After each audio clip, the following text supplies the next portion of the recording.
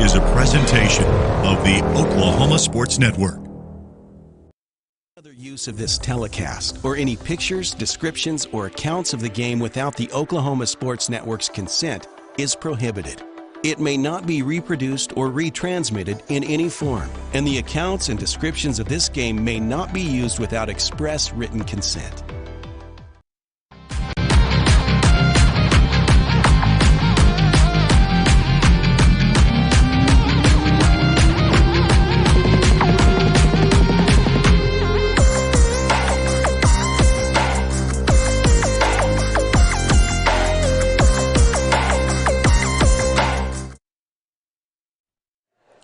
And good evening, everyone, and welcome to another evening of the Middell Sports Show, Coaches Show on the Oklahoma Sports Network. My name is Jordan Ray. Great to be with you. And we got a good show for you coming up. Of course, we're at the Bricktown Brewery in Midwest City. Come to the Bricktown Brewery where we have pizzas half off on Wednesdays. And, of course, you can download the app on your phone and get discounts by using the app to order your meals whenever you're here. So Bricktown Brewery's got a lot going on. And also we're brought to you by Tooney Buys Houses. Tooney Buys Houses, we buy and renovate homes.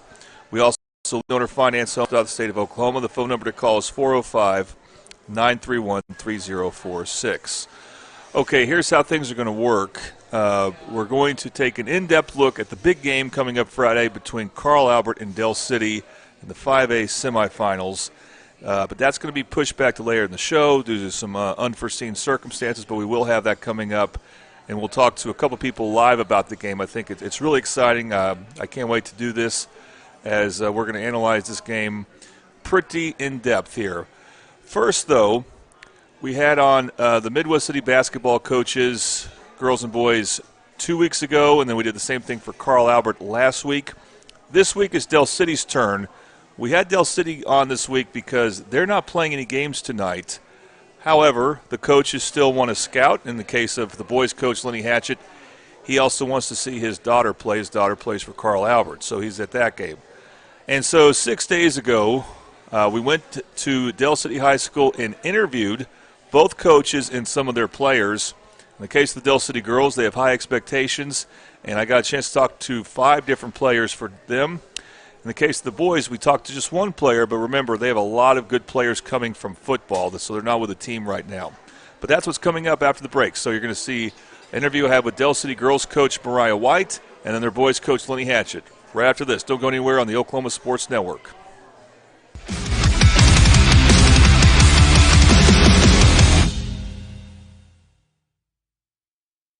Burger's new Bacon Blaze Jalapeno Double. Sounds like a 5-alarm fire. Not really, Frank. The jalapeno cream cheese, jalapeno ranch, and pickled jalapenos give it a pleasant heat. So like a 4-alarm? Nope. It's a delicious controlled blaze. Like a little kitty stuck in a tree alarm. Nah, hotter than that. Let's say the 2.5 alarm Bacon Blaze Jalapeno Double. I think the pole's broken. New Whataburger Bacon Blaze Jalapeno Double. It's just a little hot.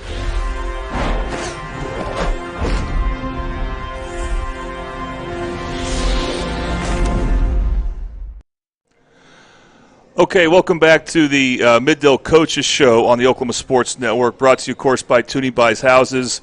But for this segment, we're actually moving from the confines of Bricktown Brewery in Midwest City to the lower bowls of the John Smith Fieldhouse in the hospitality room where the Del City girls basketball team in the gym is about to scrimmage here. We're also moving this 6 days in advance. This is recorded on the Wednesday before Thanksgiving.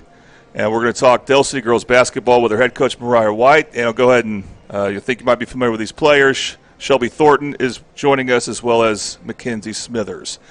All right, Coach, so let's talk about this. There has to be a lot of excitement around this program right now because out of all the Middell teams, varsity teams, I feel like you're returning the most talent, the most productivity. Is this the most experience you've returned to you've had coming back on a team? Yeah, since I've been here this year 7, I think this is the first time that where we had a good year the year before, and then we returned everybody the following year. So like you said, we got everybody coming back from last year and added some key pieces as well. So when you have the year you had where you get to state and you lose to the eventual champions, but by I think it was only 6 points. So you had overall a good showing there. What's important for you to establish now that, hey, we're now raising the bar. We're gonna have some really high expectations here. How do you approach those expectations? Just try to raise the bar in practice. Exactly what you just said. We talked about that yesterday. We got to raise the bar because of not because of what we expect from ourselves, but everyone has already seen what we can do last year, and so that's not good enough. And that's exactly what we talked about. Like we have a goal, and it's to win state, not just get to state. So that's the bar. That's the standard. So what was something you worked on maybe to be better on as a team during summer league and stuff like that? When you started to get to really practice with your team in June? A lot of it is just, like I said, we do have new pieces, and so playing together, gelling, that cohesiveness, trying to get everybody on the same page, playing harder, moving faster, doing things a lot quicker, just upping the notch on everything that we do. So still keeping everything the same, our defense, same thing, running the floor, but raising the bar a little bit, so doing everything faster and quicker. Say faster and quicker. Could we see more pressing? I don't think you've pressed a whole lot the last few years. Not that you wouldn't do it at times, but could we see more of that to force some tempo? Probably, maybe. Yeah. It depends. You're working on it. Yeah, we getting there. I think it's gonna be a lot. And because of how deep we are this year, we can kind of press. We can sit back in the zone. Yeah. We could trap. And that's kind of what we want to do. We want to push teams and speed teams up, but we do have the depth to go, to speed people up and then bring fresh legs in if needed. Okay, and you're about to scrimmage here. This is being recorded before a scrimmage. Who are you scrimmaging against? Putnam City Original and Tulsa Rogers. Okay, PCO, and Will Rogers. I know they've made some noise in the state tournament before. How has scrimmages gone so far up to this point? So far, pretty good. I think we've gotten better each scrimmage. Our very first scrimmage was Putnam City North, and since then, I think we've slowly but surely we're getting better. We talked about it yesterday with the coaches. We are 10 times better than we were our first scrimmage. So things have been looking great. There's moments we look good, moments we don't look so great, but I think at the end of the day, overall, we're a lot better than we were 2 weeks ago. Okay, let's start talking here to Shelby Thornton. So Shelby, of course, you play volleyball as well. So when you come to the basketball team from volleyball, is there much of an adjustment for you as far as maintaining your skills, conditioning, anything like that? Definitely on the conditioning side. Volleyball, we really aren't running up and down the court. We're staying in like a little, area. Everybody plays their area. So when we did do conditioning, I tried to push myself as hard as I could because I knew after the season was over, I'd have to come to basketball. And, of course, it's going to be a big switch because I hadn't shot a ball in probably like a couple months because I'm busy hitting a ball instead of like shooting one in a basket. So I would say it's a big adjustment, but when I came into the first practice, I really tried to, be on the conditioning side and try to do as much as I could to get back in the rhythm of things. And you're all in with basketball now because you're also committed to North Texas. Yep. So what's important for you to get better at this year, not just to help your team win, but so you can have a good college career? What I would really need to be working on right now is running up and down the court, getting up and down, and finishing and rebounding and making sure, like, I'm just, not trying to be everywhere, but be there, like, be a presence for my team. Okay, and I definitely could see scenarios where there's certain games that you're going to get fouled a lot because of your size. Are you ready to be that efficient at the free throw line to make teams not want to foul you? Yeah. How do you feel about that? I feel like as long as I work and practice on my free throws and finishing and, we go hard at practice with each other. Like the bigs, we are all competitive and we try to push each other to, be strong around the rim. So that'd be something that I can focus on, and also free throws. All right, Mackenzie, let's ask you a few questions here. Do you play a fall sport? No, I just play basketball. So you've been practicing now since school started, and last year I think you started some games. Is that right? And yes. It depends on who was available. And you definitely were someone that wasn't afraid to assert yourself on offense. How has your game evolved now? How do you feel like you're a better player now than you were at the end of last season? I feel like I'm a bit more confident, and I take more shot selections, and I feel like I'm a bit more aggressive. Okay, and you're a junior, correct? Yes. And you say more aggressive. Does that go offense, defense, both? Yes, mostly defense, though. Mostly defense. Okay. I'm getting there. When you guys fell short against Del Reno after you had that really good playoff run, what do you think? What did you leave that experience with, as far as what you want to see, as far as you get better, the team get better? What were you thinking? I don't know. You weren't sure. You weren't sure.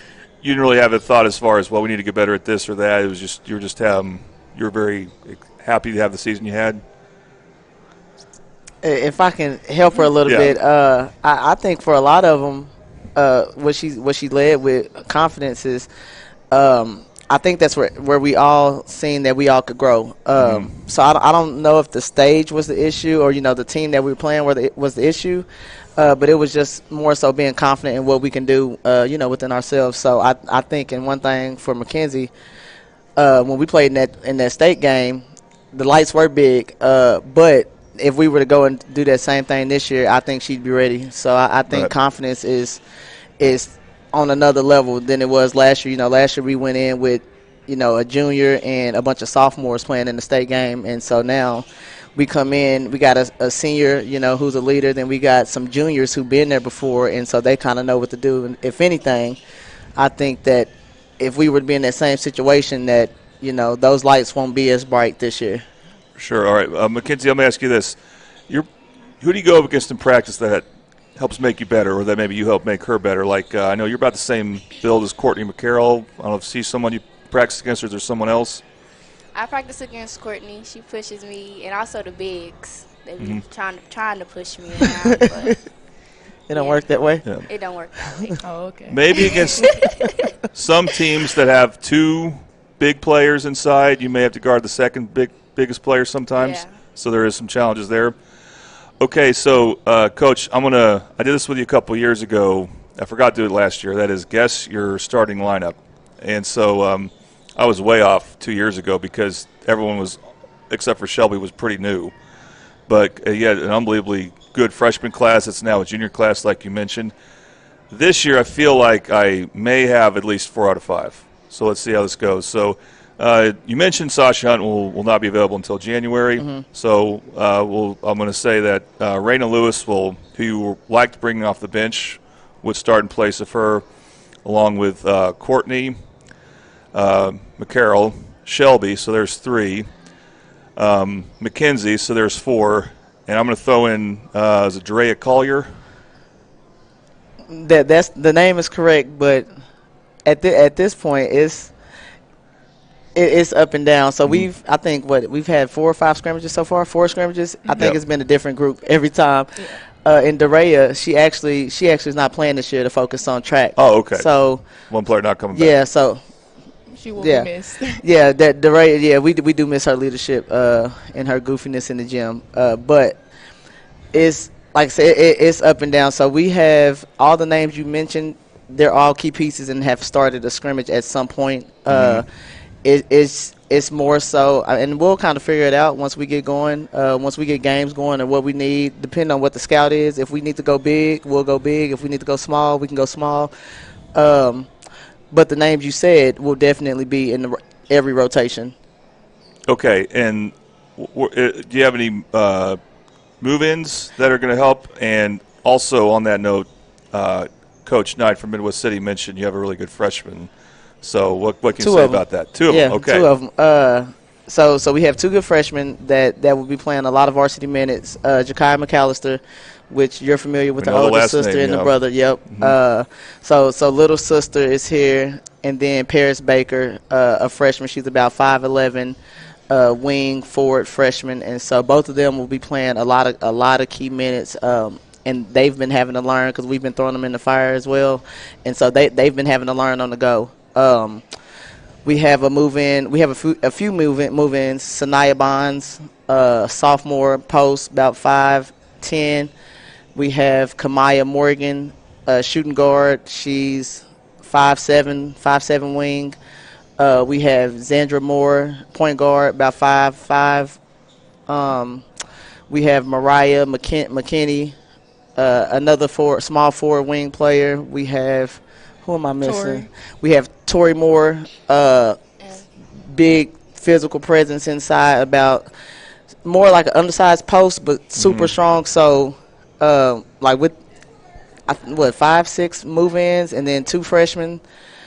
That's a lot of players. Yeah. So that's why I say it's up and down. So at any given time, we can switch the lineup to cater to what we need, whatever game it is. Oh, you forgot Talia. And we have Talia, who is actually, she came from Midwest City, and so she's shooting guard. She can shoot the ball, and so a bunch of different pieces, girls who can do different things. Like I said, the depth we have this year, we can kind of go in different routes. We can go big, small. We can play defense. We can look for shooters if we need to. It can go a lot of different ways, and we're just trying to find one that's the most consistent right now. Okay, so Shelby, who of those players she mentioned, or maybe some other players, who do you usually go up against in practice? Who pushes you to help make you better? Usually I'm on either Generica Thomas. I remember her name. Thompson. Generica Thompson. or Sanaya Bonds, right? Mm-hmm. Yeah, so I'm either on Sanaya or Generica, and if it's not them, then it's probably Tori. Tori is kind of like a forward, but she does push me on the outside of the 3-point line, and then Sanaya and Generica would be pushing me on the inside, on the block and stuff. All right, Mackenzie, who do you think is the best 3-point shooter on the team? I'm gonna have to go. I don't know. Talia can shoot. Ty can shoot. Ty can shoot. When we're like scrimmaging in practice, Talia comes off the sideline, and she comes in and she just bangs a 3 just out of nowhere. We're like, oh, you've been sitting on the sideline cold. You've been waiting to get out there. Hey. She heats up quickly like the microwave. Yeah, That's an old basketball reference there, but that's good attribute to have. I would say we got a few that could probably. I thought you were gonna say yourself. Honestly, I thought Mac was gonna say. I was kind of setting you up for that. Yeah. Yeah, that's what I thought she was gonna say, but she didn't say it. Nah, yeah, we got a few girls who could go knock down. If you give them 10 shots, I give them 4 or 5 out of 10. Mac is one of them. Okay. Last question for the players. We'll have a second segment here with some more players coming up. But who's an opponent or two you're looking forward to playing? I know it's the district's changed up a little bit. A class in SAS, for example, might be a tough team. Duncan, I heard good things about their girls' team. But, of course, there's Midwest City. I know you're itching for them. So what are some dates some opponents you're looking forward to or tournaments? Midwest City. Because they've been talking a lot of mess. They have? Probably would be Midwest City, and then some of the tournaments that we're in, like Bartlesville, we didn't do too good in that tournament last year. So this year, I feel like we're gonna go in hot because those are a bunch of 6A teams, and we want to make a statement as a 5A team that hey, we can compete with 6A. Okay. So last thing is this the year the reason why Midwest City talks mess or whatever is I think it's been almost 10 seasons, if I'm not mistaken, in girls basketball. So is this going to be the year that streak ends? It's going to have to be. Yeah. Hey, it gotta be, huh? It's got to be. It's my last year. We're going to come out with a bang. Okay. Well, I feel like from a talent perspective, this is one of your great opportunities to end the streak there. All right. Well, we'll talk more about that with Coach White, and we'll bring in a couple new players here. So stick around. Again, you're watching the Middale Coaches Show on the Oklahoma Sports Network.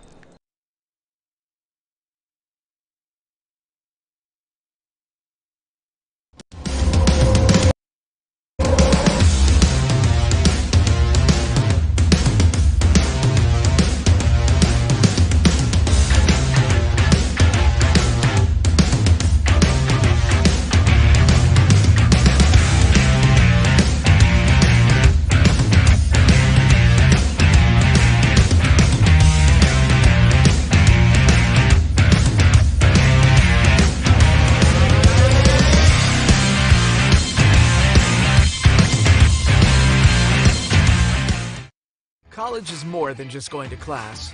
College is a journey. It's meeting new people and making new friendships that will last a lifetime. It's learning from professors who care about you and your success. And finding out it can be really fun and rewarding. It's discovering that thing you want to do for the rest of your life. Cameron University is all about helping you grow and succeed, because your success is our success.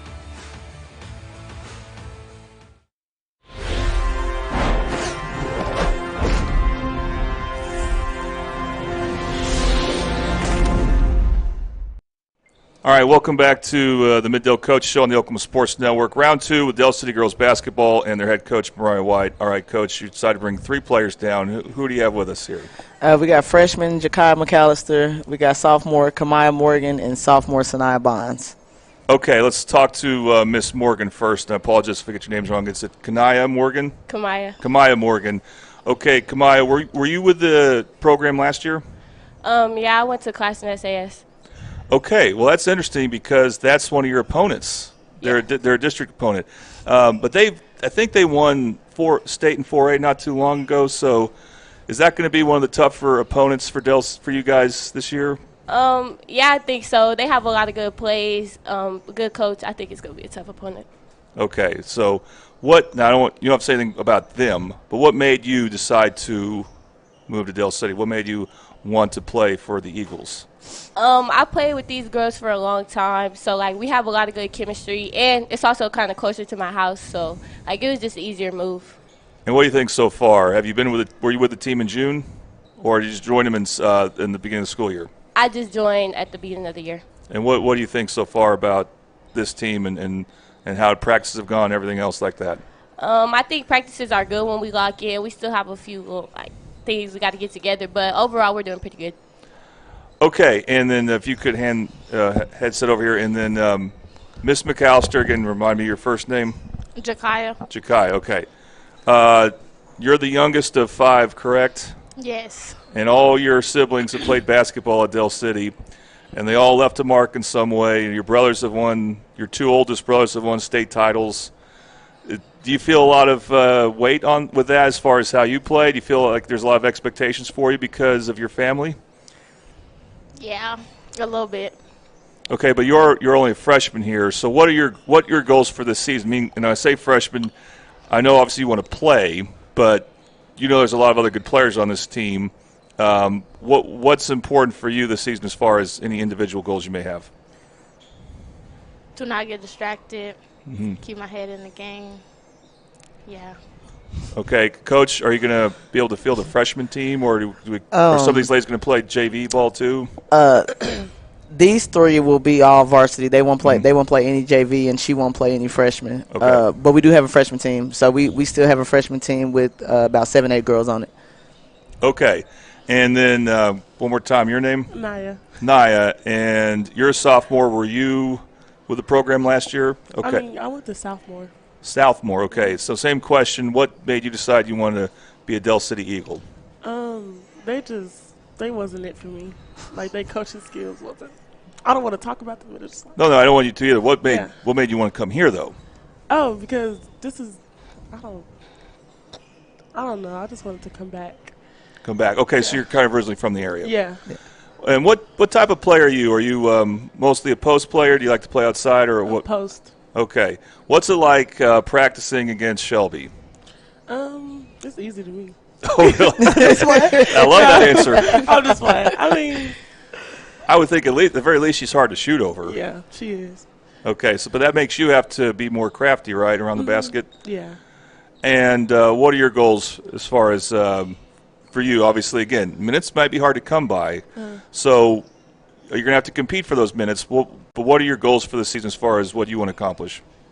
10 rebounds a game. I want to get 10 rebounds. 10 boards a game. Coach, you think if she – again, it depends on how many minutes you give her, but is she the type of player that could do that? She can get 10. Yeah. She probably could get more than 10. It depends. It depends on what Sanaya shows up, but she can get 10 if she wants to. Okay, and then for Miss McAllister, because it's easy to remember that name, what are her strengths? Because her brothers, I remember, and even one's playing football still, fierce defenders. Does she do that, or is she more of an offensive player? How would you describe her? Now they have a similar game. She kind of plays like her older siblings, but I think she's more. She has more talent on offense, I think, than her older siblings. So we've been waiting on her to lock in on defense. I think she's been showing it a little bit lately. We're about to test it out here in the next few minutes, so we're gonna see. But yeah, she has that motor. You know, she has that feistiness to her. That's kind of how she plays. You know, that the same way her brothers play. That's exactly how she plays. Just you know, she can just go. She has a little bit of dog in her, just a little bit though. A little chihuahua in her. Okay, now your older sister's name Jayla. Jalen. Okay, and how's she doing? She doing good. She's a few years older than you, but would you ever play against her? Practice against her? Yes. Okay. Well, if she's competitive, she's not going to let her little sister win. So I imagine she was kind of tough on you, and that's probably been good. Yeah, but I'll still beat her. You still beat her, okay. But she doesn't let you beat her. You beat her because you're that good. Yeah. That's awesome. And I think younger siblings definitely have an advantage like that. Coach, I don't know if you had older, younger siblings that you helped or helped you? Both. One older, one younger. Okay. But kind of like Jakaya said, I was the best in the family. So of course you were. You went to Kansas State, and then all the accolades you had at Midwest City. So let's talk about your schedule some, Coach. First of all, you're in the Norman tournament. This is a good tournament. So you switched. There's some tournament up in Tulsa. Bishop you switched Kelly. from. Yeah. How'd you get in the Norman tournament? I think Midwest City will be there, so you might play the Bombers 3 times. You'll probably be on the other side of the bracket, so I'll just have to line up. And I think the Norman schools, Norman and Norman North, really good girls basketball program. So anyway, just talk more about how you got into that.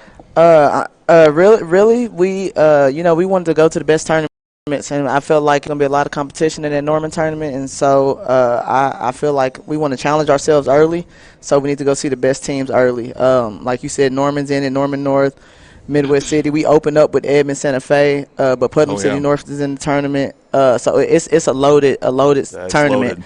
Loaded. But I figure if we want to be one of the best teams in the state, we need to go compete against the best teams early. Absolutely, and there's again because of districts that determines who hosts a regional. That you might as well play the toughest tournaments to get ready for those. And then you mentioned off air that you scheduled a game on December 21st at UConn against Weatherford. Yes. Okay, so that's an extra game there. And then let's talk about the districts. So we mentioned Midwest City. They're always going to be good. But then you got Class and SAS, who you know about, and then Duncan. Or how do you see the tougher games in that district? I think it's like you said. I think it's gonna be tough no matter what. Midwest City, Class, and those are 2 teams that we know we have to prepare for early. Altus, another good team that we don't exactly know what they have right now, but we know in the past years that they've been pretty good. So a bunch of teams in the district that I think it's going to come down to you got to show up and play every night. Yes, and then you're also in the Bartlesville tournament again, and we hope to have again the Carl Albert Titan Classic. So those will be some things to look forward to. And then finally, what do you think about the state tournament heading to the fairgrounds? I don't know if you ever played or coached there, but that's exciting a lot of people. That's a lot of teams to jam in there that week. But what do you think about it being in the fairgrounds? I think it's good. I think it's good to have all of us playing in one place. Get a bunch of basketball going, throughout the week of the state tournament, and not just in those 3 days. So I like that it's early. I think they actually have us starting on Monday. I think 5A is starting on Monday. So I think it's good. Everybody can go play in the same place. Get to see some people they might know. Watch a bunch of different basketball games. So you could, in theory, be playing a area championship game, consolation game on a Saturday, and then turn around and play Monday? Yes. Wow. It's going to be a little challenging for us at the Oklahoma Sports Network, but we'll try to make it work. Okay, and of course the goal is one of the goals you're going to emphasize hosting a regional, because I know it's been a few years since Del City's got to host a regional. That is starting. We want to win our district. We want to host the regionals, and then we want to set ourselves up for a position to get to the state tournament. The best route possible. We don't want to make it difficult. Last year we made it tough. So this year we want to make it easy on ourselves. Okay, ladies, let's ask you a couple more questions before our time is up here. So, start here. Okay, so what do you think about this team's chances to compete and get back to state tournament? And what are some things you think that as a team you need to be able to do well to get to that goal? Yeah, I feel like we got a chance, but I just feel like we need to do better in practice and not play a lot. Okay, sometimes. So you think practices need to get more serious at times? Yeah. Okay, are you doing your part to make sure? Sometimes. Okay. Well, even though you're sophomore, you can be a leader in that regard. All right, if you would hand that set back to her. Okay, Miss McAllister, what about you? What do you think it's going to take for this team to raise their game to the next level? Just lock in every practice, game, and just do our best. Okay. I think in practice, like, we can't get mad when people say things to each other. Like, we just have to take it, hold each other accountable more, and we have a good chance of winning state. Okay, and then last question, what's one game on the schedule you're most looking forward to? Is it for you, is it the game at Classen SAS? Yeah, it's definitely the game at Classen. Okay. What about you? Midwest City. Okay, so you're going to have to say something other than Midwest City because that's been taken. Any particular Norman? You can list the tournaments. Norman tournaments, Bartlesville. What is there a particular date you're thinking about? No, I don't really have one. Okay. So Sanaya, she just want to show up and play. Yeah. I don't think she care who we playing against. She just want to go out and try to get 10 rebounds, and so we gonna hold her to it. Every time y'all come to a game, just make sure you remember what she said. Well, that Norman tournament sounds like there's plenty of dates there, and it's 3 games in 3 days. So there may be a game or two where you have to play some more to give Shelby some rest. You never know. And, of course, hopefully Shelby's done with being in foul trouble, but you never know. we never know. Yeah. We never know. So you might be called upon there. Okay, so Coach White mentioned games on the Oklahoma Sports Network. That will definitely include games against other Oklahoma Sports Network schools in their district, which would be, of course, Midwest City, both games for sure. Hopefully both games against Lawton, including definitely the game here in Del City, but hopefully the game at Lawton as well. And both games against Altus. Altus likes to broadcast home and away games, so we're hoping all of those games will be on the Oklahoma Sports Network. That's 6 right there. And then the Carl Albert Titan Classic. And I heard that the Coach Ritchie said, or no, it was Coach Price. Well, that's on the boys' side. I don't know about the girls' side, but I know there's going to be good teams on the girls' side as usual. And then, of course, the postseason. So, Coach White, ladies, thank you very much. You're welcome. Let's go. All right, back with more on the Oklahoma Sports Network after this.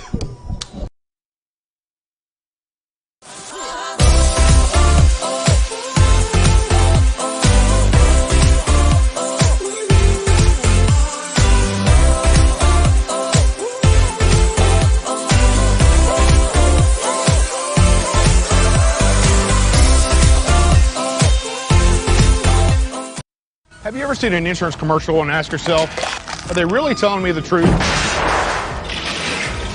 Well, guess what? They're not. Somebody runs a red light, and you think all of a sudden their insurance company's going to be all neighborly about it? Insurance companies aren't in the business of saving you money.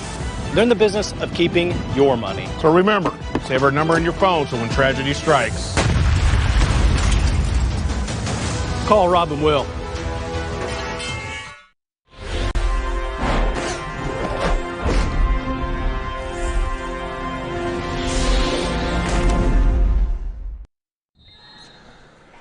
All right, welcome back to the Mid-Del Coach Show on the Oklahoma Sports Network. Once again, we are pre-recording here at Del City High School down in the hospitality room at the John Smith Fieldhouse. This time we're going to talk Del City boys basketball with their head coach, Lenny Hatchett, and one of the players that I'll let him introduce here in a second. All right, well, Coach, one of the reasons that you're here with us and right now we're pre-recording this instead of going live on the 3rd is because your daughter, of course, plays for the Carl Albert girls team, and she'll have a game against Southeast. And I'm already thinking about it. How are you gonna balance that? That's got to be a tough thing because she's going to get more and more minutes. You're going to definitely want to go see her games, but you got your team. So, what's that going to look like? You think this year? I mean, I'll just have to do my best. Appreciate OSN hopefully covering some of their games, and I'll have it on my phone while I'm getting our guys ready and trying to watch as much as I can and trying to support her as much as I can whenever I can get over there. I mean, she kind of understands my situation, and, I mean, as a coach's daughter, she knows she's going to take care of what she needs to do, and I'll take care of what I got to do. It's interesting to me. I could see you if both schools have home games, you go and watch the first half most of her likely, game and then driving to Del City in time for your team. Absolutely. If I can do that, I definitely will be doing that. All right. So what's one of the interesting things you have to deal with right now? And I found out, sometime early this fall that in the 5A football playoffs, they decided instead of playing 4 rounds in 4 weeks, they're doing 4 rounds in 5 weeks. Yeah. And that's pushing it back even later for you guys to get your football players. You're getting a lot of football players. Yeah, we are. So was that a little frustrating when you found that out? Yeah, I mean, it was a little frustrating. I mean, on the basketball aspect, I'm sure a lot of head coaches are, a little frustrated in that part. You would think that they would kind of consider basketball as well, but I also think it's kind of a really long season for football guys. That's extending another week, and those guys have been really out there putting in a lot of work, putting a lot on their body.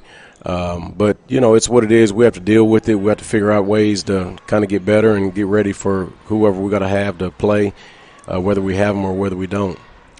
So I remember these players, a lot of them from the playing a lot of rotation minutes for you guys last year when you got to state.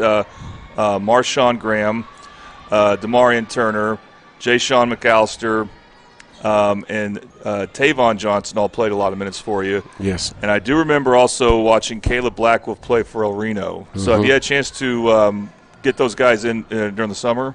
They came in a little bit through the summer. They had a lot of football stuff going on, and I've always told them, that football kind of came first for them because that's their next sport. But when they did show up, they were able to contribute a lot.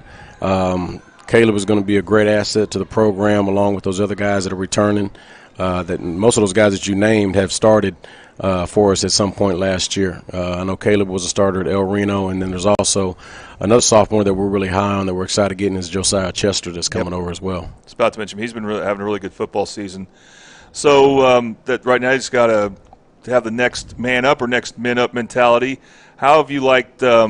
Again, it's probably a more inexperienced team, but how have you liked what you've seen so far in the preseason? It's been a roller coaster, so to say. We've got a lot of youth and a lot of inexperience. I think Kamaz, that's next to me, and Jaden Johnson are probably the only two that we've had in practice have actually had varsity experience from last year and won some games for us. So, we're relying on them a lot with their leadership and just trying to get these younger guys acclimated to how we practice and tempo and things like that. But it's also creating some depth for when those guys do come from football. We're going to be able to have practice is going to be a lot more competitive, and we're going to be able to have some younger guys that have gotten 6 quality scrimmages in through November, and hopefully they can be able to contribute when the number's called. All right, and we'll see if Del City, if their season ends on the 6th or if it ends on the 14th. So I know you're fully behind the team going all the way. Absolutely. So in the meantime, let's talk about who you got. So first, let's go and talk more about this young man you brought with you, Kamon Shaw. What are some things you can say about him as far as what he's bringing to the team right now? Kamaz is just, he's not much of a vocal guy, but he is a guy that works extremely, extremely hard. We're really looking forward to be able to be a huge asset this year in this program. He's got a great first step. He's extremely quick. He's got good range when he can shoot the basketball. He's got a motor that we like, and that's one thing that's been helping him continue to keep getting better. We just love his consistency. He's been consistent on what we ask for. He's very accountable, and all those things contribute to what we're trying to do is to get to a state tournament again. All right, Kamon, I'm glad to be able to talk to you. Have you been in the program now all 3 years? Yes. Okay. So were you playing a lot of JV last year? Yeah. Okay. So what is that, being able to play JV and transition to this year, what was that been like? Does it make you very familiar with the system, and has that given you some confidence heading to the season? It gave me a lot of confidence coming into to JV. Yeah, well, when I've watched, when I would go and try to set up for a Del City game, a lot of times I'm watching the JV team, and you guys won most of your games, if I'm not mistaken. Does that sound right? Yeah. And what type of player are you, and what are your strengths you think you can bring to the table this year for Del City? I can get to the basket, I can shoot well, and be more coachable. Okay, and what's it been like? You're familiar with the football players that the team's waiting on. What's it been like without them? Have you had to be a very vocal leader with the team? Yeah, I had to step up, and be the first one up. All right, and Coach, you mentioned the scrimmages have gone kind of up and down a little bit. So, who are some? I imagine though you've scheduled some really tough teams to scrimmage. So, who are some examples of that? Oh well, we just got done scrimmaging Weatherford yesterday, and they were really good. There's not too many teams, I don't think, in the state. They got 6'7", 6'5", and 6'6" across the board. Kind of reminded me of my 2021 team. But it was good because they're physical, and they run really good sets. PC West, El Reno. We went to PC, had them in crossings. So we threw our guys in the fire. We went and found out where we were at, and we had our own scrimmage here, our big Eagles Nest scrimmage here, and Shawnee Community Christian out in Norman, and also I'm missing one. Moore High School came over. So we've been playing against some of the top players in the state, some of the top teams, and I've always felt that scrimmages are where you find out what you need to work on, and it's been a really good eye-opener for our young guys to kind of figure out what they need to work on to get better, to get to that level where they're ready to play. And you don't have games this first week that a lot of teams do, that being the 3rd and the 6th or 5th in case of Carl Albert. But basically, a lot of teams are going to get 2 games in that first week, so you were able to backload that. And then, but when you have the Norman tournament, I believe, the following weekend? Yeah, we're in that Norman tournament, and we got our work cut out. I know we got to play Norman North first round. That brackets kind of came out, and that tournament's really loaded with some really, really solid teams. So we're gonna go compete with the guys that we got in the gym, and hopefully we're gonna be able to support our football team on December 14th in the state finals. Yeah, for sure. So you mentioned Commons. You mentioned Jaden Johnson. I do remember him from last year. And what about some other players we might see you rely on early on? Like I see on the roster Burley Richardson, DeAndre Mustin, or Marquise Fleming, a freshman on the roster. So what can you say about those players, or who you might be relying on? Marquise is going to really, really contribute a lot. I mean, he's a left-handed kid that's been playing a lot of basketball, plays at a high level, through the summer. But he's a freshman. He's still got a lot of learning to do, trying to get his motor to play on both ends consistently. He's got a knack for the ball. He understands how to finish around the rim. Got to get him doing that a little bit better, being stronger, especially when they play against some of the older guys, the seniors and juniors that are a little more physical.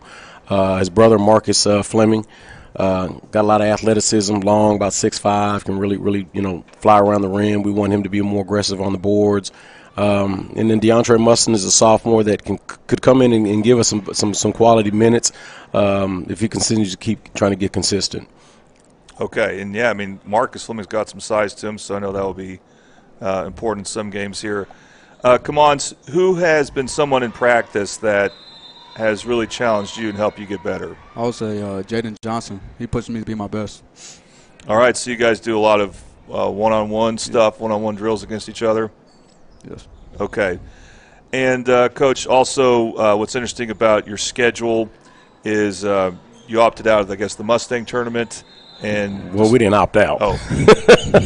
I mean, I put that again. We didn't opt out. We just didn't get invited back. But, okay. No, so that's why we're doing our little. Yeah, we're doing our. We're going to do a little festival here at Del City, just because we enjoy playing over Christmas, and it gives us an opportunity to get some extra games in.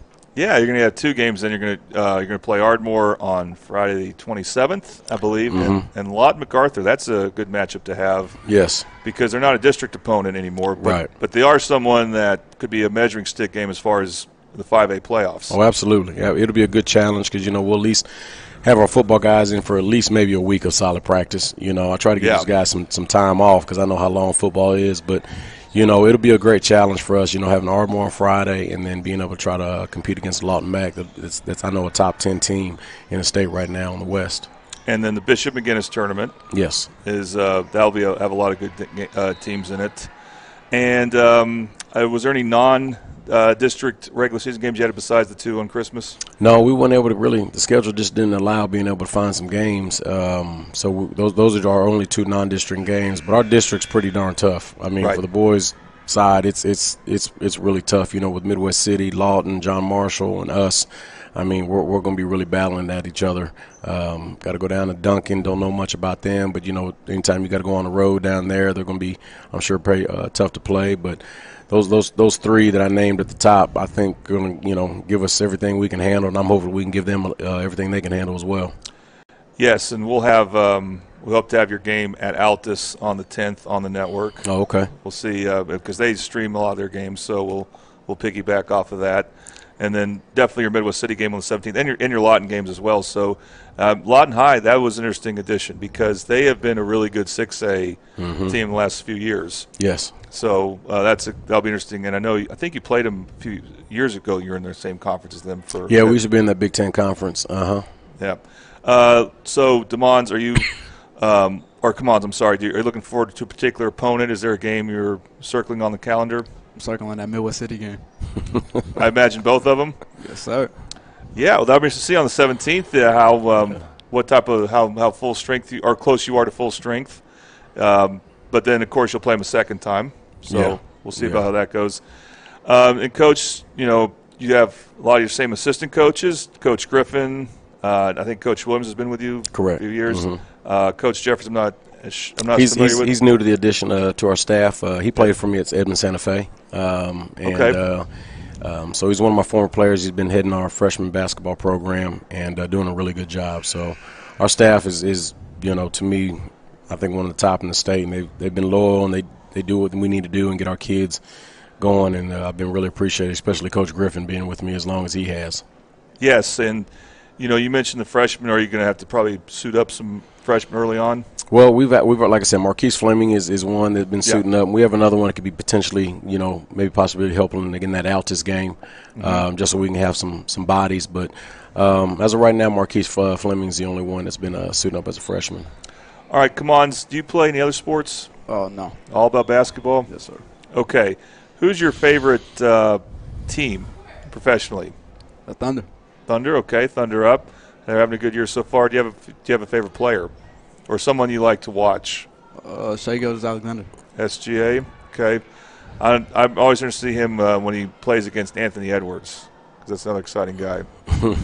And, Coach, you keeping track any of Brandon up in Kentucky? I saw you posted a schedule of Kentucky. Yeah. He's been doing really well. I think they had a game last night, and I think his mom's up there right now watching some games. And I try to call him after the game or send him a text message, and you could just see he's really growing up and really enjoying that atmosphere up there, and being able to play, getting a chance to watch him play live on TV when they played Duke.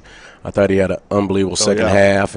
And, just really brought a lot of energy and some offensive rebounds, hit some big shots, and that's what he can do. And we just hope and continue to pray that he continues to keep getting better and understanding what needs to be taken care of. And I think the sky's the limit for the young man. So there's a lot of pieces you got to fit together once the football players come. You just don't know yet a lot of that. And so my question is, you have such a tradition of making state. You've done it every year since you got here. Does this team – how do you feel about when it's all said and done, if you're healthy and the football players come back and they get acclimated, how do you feel about the talent level of this team compared to your other teams? Honestly, I think we'll have a lot of talent. You know, those football guys have been playing basketball ever since they were young. So it's not like they just decided to come play basketball. Those guys have been in the program for 4 years of seniors. The young underclassmen have been playing for us since they were freshmen and playing, when they were younger. So skill-wise, I really like what we're going to be able to have in addition. I really feel that we're going to actually be a tougher team, more aggressive than we've had in the past because of them being seniors and it's kind of their last year. But not only that, but just the experience that they're going to be bringing to the table, and along with the additions of what we got in the gym now.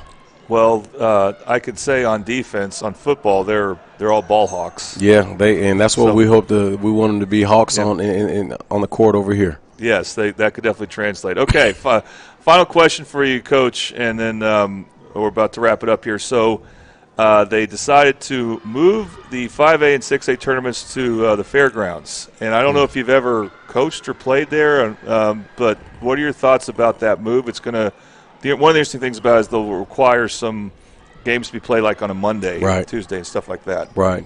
Yeah, we talked about that when we was at some of those meetings at OSSAA, and I think it's a great I think it's just going to be a great thing for Oklahoma basketball. I think every kid that grew up in Oklahoma has always wanted to play at the fairgrounds. As a coach, that's one place I've never got the chance to coach at. So I'm looking forward to hopefully our guys getting there and getting that experience because like I was telling them, it's all those teams stay, the fans stay, and it's just a great atmosphere for Oklahoma basketball, and our kids would be deserving of it if they get an opportunity to play in it. Kamons, have you ever watched a game or been to a game at the fairgrounds? Oh, no. No? Okay. Well, but you've heard about it, right? Yeah. As they call it, the Big House. All right. Kamons, just one last question for you. What's going to be important, not just in the intermediate without the football players, but throughout the season for this particular team to gel and to get to state? What are a couple of keys in your mind? We got to stay aggressive and stay locked in, stay as a group. Stay locked in, stay as a group. All right. Well, that sounds good. Okay, so for Del City basketball, again, we hope to have their games on against Altus, Midwest City, Lawton. That's both home and away. And when they host their classic, if there's an official name for it, I don't know. We just call it the Del City Holiday Festival. Del City Holiday Festival. 2 games, then the Lawton MacArthur game especially will be real interesting in late December. So those are the times you can definitely watch them on the network, and definitely when the postseason comes, we hope to get their games on for that as well. So, Coach, thank you very much. All right, thank you for having us, Jordan. All right, come on, thank you too. Thank you. All right, more to come after this.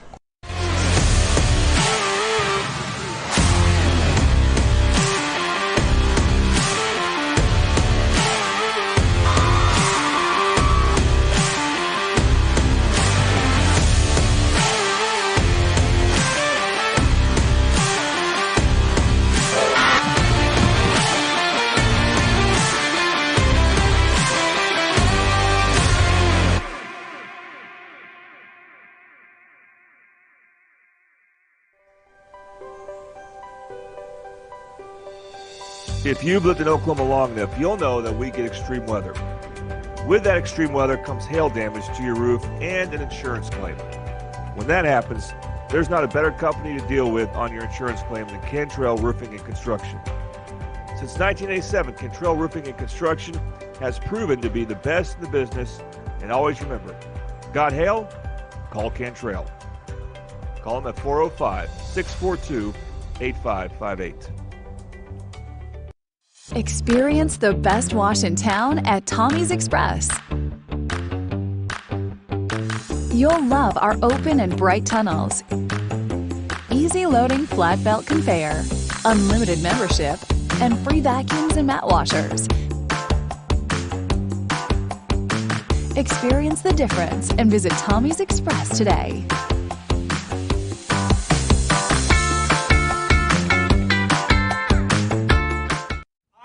To contest the new Whataburger from Whataburger. What? Real wings have bones. And these boneless wings are actually premium chicken tender bites tossed in one of Whataburger's famous sauces. Honey butter, honey barbecue, buffalo, or sweet and spicy. And now Nashville hot? Those do not turn these Whata-wings into real wings. I know what a real wing is. That it's not Whata-wings. Whataburger, Whata-wings, Whata-wings.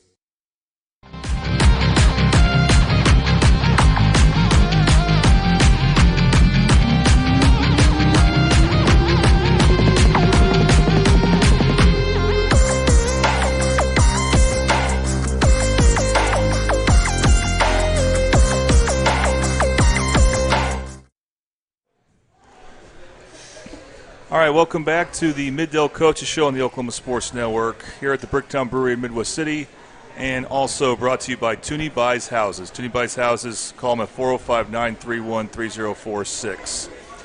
Okay, well, we have a big game coming up Friday that is actually on 2 feeds on the Oklahoma Sports Network. And, of course, you all know what we're talking about. Carl Albert and Del City will be in a rematch. This time the rematch will take place in the semifinals over at Putnam City North High School. And needless to say, this is a massive game. 2 teams that have dominated in the state so far in 5A. And we get to talk to both the color commentators of the broadcasts coming up. So joining me here, this is exciting. We have the godfather of the Mid-Del Coaches Show, Colton Fleetwood. And joining me again is Mike Goff, who was with me 2 weeks ago, the Carl Albert color commentator. Colton Fleetwood is the Del City color commentator. And I wanted to do this last year. Coach Goff couldn't make it because we were on Wednesdays last year. Of course, he's very committed to his church. No problem with that, I understand. But boy, we sure missed out on having him for this. And so now blessed to talk to both these guys at the same time. Okay, so Colton, I'll start with you here because since I have talked with Coach Goff recently here. When we look at Del City, and they lost the state championship game to Carl Albert last year by 3 touchdowns. Do you think that they were really looking forward to this? Like, how much on the mind of Del City is this possible rematch with Carl Albert? How long has it been on their minds, you think? I think probably since the game ended. I think the way that game started last year, I don't know. It seemed like Del City was flustered almost immediately. They had a dropped pass on the opening drive, and they just had a real hard time settling in. And I think from the time that game ended, they knew that they played with too much emotion, got too emotional, I should say, and I think they knew that, and they've been ready since that game ended. And talking to Jeremiah Miles at the end of the last game, he even said he's not been able to stop thinking about it, and he was guilty of looking forward a little bit to this matchup. Now, Coach Goff, in contrast, Carl Albert struck me as a team with the coaches' staffs that never wants to think about another opponent until they're the next opponent. That's exactly right. You need to turn me down a little bit, if you can. Thank you. Okay, so you're telling me they don't think about Del City until they beat Claremore? I would say no, that they probably didn't. But I couldn't tell you what they think. Yeah, for sure. But you know some of their mind. You know that those coaches work because you coached with a lot of them for so long. Yes, sir. All right, so Colton, let's talk about the coaches because you have an interesting perspective in that you were the Del City color commentator back in 2019 and 2020, and Mike Dunn was the head coach then. Yeah. And so you've seen Mike Dunn up close, and then now Coach Jones you've seen 3 of the last 4 years. What is it about these two coaches that, and of course they have the Carl Albert roots and everything else, and they've coached in the state of Texas together. What is it about these two coaches that makes them work so well for their programs? Well, for Coach Jones, he really has these players' attention, and that's important at Del City. I mean, he has their respect, and the players really like him, and they kind of look up to him in a way because of his playing career and the things that he's accomplished. And last season with Del City, they went through some things. Obviously, the incident in Choctaw, things like that. And I think that they really grew closer to Coach Jones around that. So that's the perspective I've seen from Coach Jones. Now, from Coach Dunn, the thing about him is he is just such a good leader of not just his players, his coaching staff. I mean, he runs it like it's an organization. And I saw it like that with Del City, and I've seen it with Carl Albert. He is like the top business guy, like a CEO, right? He just knows how to handle everything from top to bottom. Just small things, like for example, when you come into the booth with Coach Dunn's team, you're going to get a drink, you're going to get food. I mean, he makes sure everybody is taken care of. It's a big league thing. So both these guys are solid coaches. They have their own ways of doing it, and I've enjoyed getting to be with both of them throughout the years. Coach Goff, we talked about Mike Dunn some, and then later that week, I got to be down the field with you when you interviewed him at the end of the Claremore game. Yes. And I got to say that was a pretty cool moment when he got distracted from the interview, just kind of soaking in how Caden Davis was soaking in his last game at Gary Rose Field. Yeah. And I thought that was pretty moving, and that says a lot about Coach Dunn. But you were there. What do you think about that moment? Well, it's typical Mike. Yeah. He wears his emotions. Mm-hmm. He tries to hide them, but you can see it in his face. You can see it in his expressions. He's a great motivator. He looked at Caden, and I looked over there at him, and Caden looked like a gladiator, like he'd just come out of a gladiator's arena, and he was just standing there trying to soak it all in. It was a wonderful deal. And how do you think these teams are different from last year? So, Coach Goff, how do you think Carl Albert this year is different than last year? I think this year was supposed to have been a rebuilding year for Carl Albert because they lost their offensive line. They lost their defensive line, basically. What they had coming back were skill kids. They didn't have the O-line or D-line.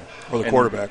Or quarterback, and we all know that's where games are won, 9 times out of 10.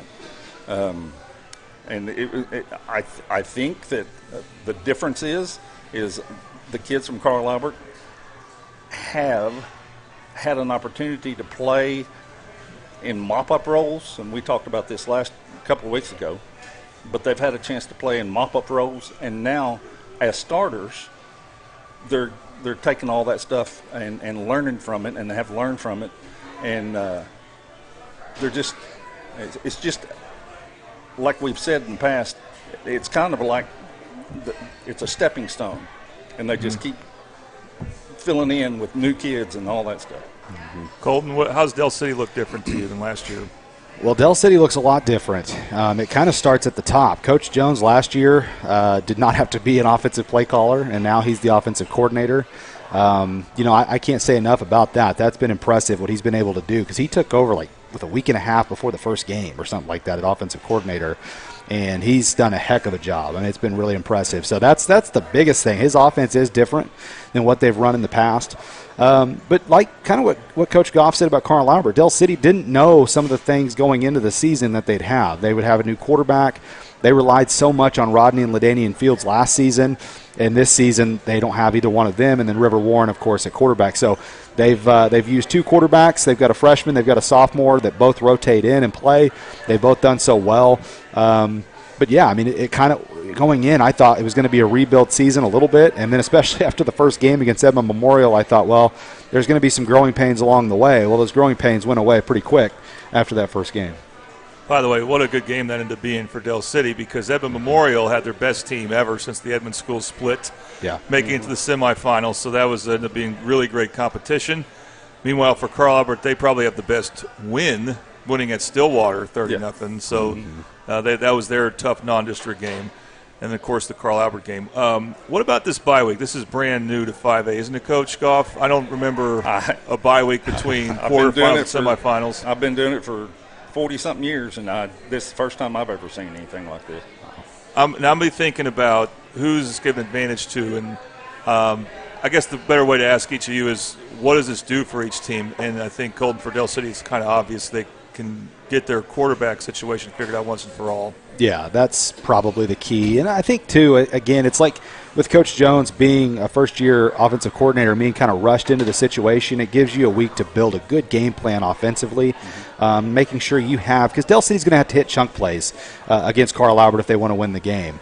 And so they've got to work up some good plays where they can have opportunities at doing that, and that's going to be the challenge. So that's where I think it's helpful for them. And then also, like you said, with both teams – getting healthy. Everyone's banged up this time of year, a week off to be able to get some of those bruises healed up a little bit. That's important.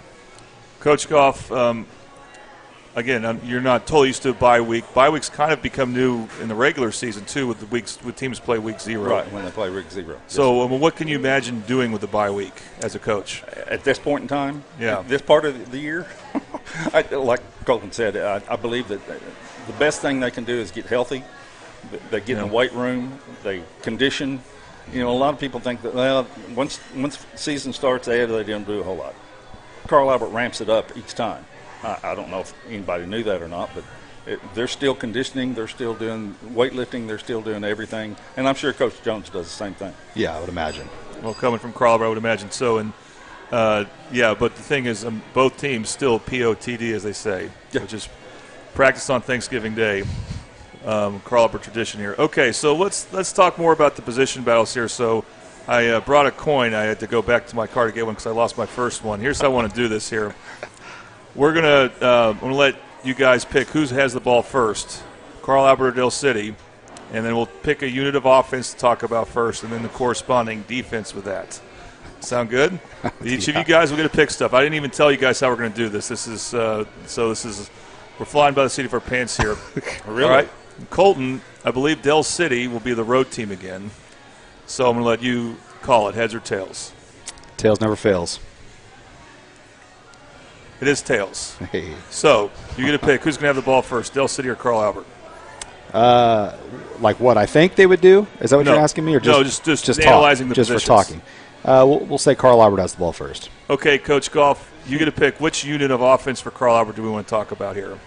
We've got quarterback, receiver, running back, offensive line, and then, of course, their heavy package. Let's do the O-line. Okay, so Carl Albert's O-line, and that's been a remarkable source of strength for him. So just throw the names out there: Thomas Welch, Kalen Smith, Cody Volker, Elijah Esparza, Wyatt LeClaire. Coach, I think, to me, it looked like they were not going to – I realized they were not going to miss a beat on the offensive line during the Stillwater game. That's when it kind of – I was like, oh, okay, they're still – they're not going to drop off in any way. What have you seen on the offensive line in particular for Carl Albert that maybe in some ways are they better or different, or what do you think? Well, I don't know that they're a whole lot different. They're size-wise, they're about the same as they have been in the last couple of years. What I've noticed, and we have to go all the way back to Coach Madden. Coach Madden is the offensive line coach and has been since Gary left. And so what he has done, what he has established, has just made – it's kind of like the Beaton Bowl guy down at OU. I mean, although this year wasn't that great of a deal. But what he has established has made them able to do what they can do right now. Yeah. Colton, the defensive line for Del City then. We got J.J. Cheatham, Charvis Kelly, who's a senior coach's son.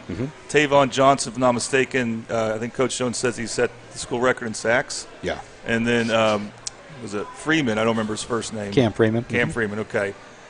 How is this defensive line compared? Is it about the same as last year, maybe a little more experienced? I think it's better. I think it's better this year. And the reason it's better, Del City, for the first time since Coach Jones has been there, I think even when Dunn was there, they have a defensive line that has not had to go both ways. So they're playing more fresh, and that's been key. Late in games, Del City struggled a little bit at times in previous seasons because of that.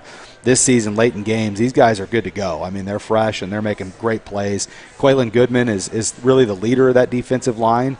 And then, like you said, Tay Johnson off the edge. If you get teams in 3rd and long, he's a real strength. He knows how to get to the quarterback and put a lot of pressure there. Yeah, I didn't mention Quaylen Goodman, but he comes in and makes a lot of plays here. Yeah. Coach Goff, any thoughts on – have you looked at any of Del City defensive line? I know because you're a defensive line coach. Yes, I was. Yeah. Yeah, I have, and I think their get off is really good, and they're physical young men. I noticed that first off when I first started watching film. All right, and Colton, the Carl Albert offensive line, do you think it's as good as any they've seen? Even going back to Edmond Memorial? Oh, yeah. I think it'll be the best they've seen, probably right there with Edmond Memorial. Edmond Memorial's offensive line was really good, too. They had a lot of depth, and they were really physical, and it kind of surprised Del City, their size, things like that. But I think Carl Albert's offensive line will be just as good, I'm sure.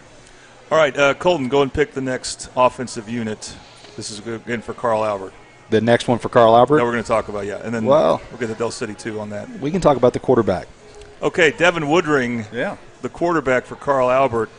And that was another, like I mentioned earlier, position of uncertainty. And I'm very impressed with how he's thrown the ball. I mean, and he has shown that the Carl Albert passing game is still very potent, even though he's not going to get the accolades that Kevin Sperry would get. No. And then he showed in the Guthrie game, Coach, which I know you weren't at, but I'm sure you watched it, that he can run the ball, and he was a viable run option. And they do have, Daniel Newton who will throw in some, but how do you see what's important for Devin Woodring in this game? I think Devin is a game manager. Coach Johnson, of course, is the CEO, to take something from you. Coach Johnson is the CEO, and Devin is the game manager. He really does a good job of managing the game and making – he actually can check at the line sometimes. I don't know how much leeway Brandon gives him or not. But he does a really good job of managing the football game. Colton, I thought a big part of Carl Albert's win against Del City last year was how often they used Kevin Sperry in the run game. Yeah. And I thought that opened up things for Xavier Robinson in the 4th quarter. So Devin Woodring has shown he can run, maybe not quite Kevin Sperry's level, but do you think that's really heavily on the minds of the Carl Albert coaches? I would imagine so. I mean, one thing about Carl Albert's offense is, to me, just from what I've seen this season, is it is relatively simple what they're trying to do, but it's very non-predictable because there's so many things that they'll run through that offense. But they can run options. They can hand it off one way or the other, and then they can also go RPO, throw a pass over the middle, and burn you that way. Woodring, like Coach said, from what I've noticed, is just his ability to really be a game manager of the offense. He's a smart player, you can tell, and I don't think he's afraid of contact at all. He's not afraid, and that's one thing Sperry did last season against Del City is he didn't shy away from contact, especially in the fourth quarter. They needed a first down. He would stick his nose in there and make a play, and I think Woodring's going to be the exact same way. Okay, Coach Goff, pick the next offense unit. There's no defensive specific unit to quarterback, so wide receivers. Okay, so the wide receivers for Carl Albert, this is as good as it gets. Okay. Yeah, it is. Tristan Haynes, Trinae Washington, Todd James, Christian Oku.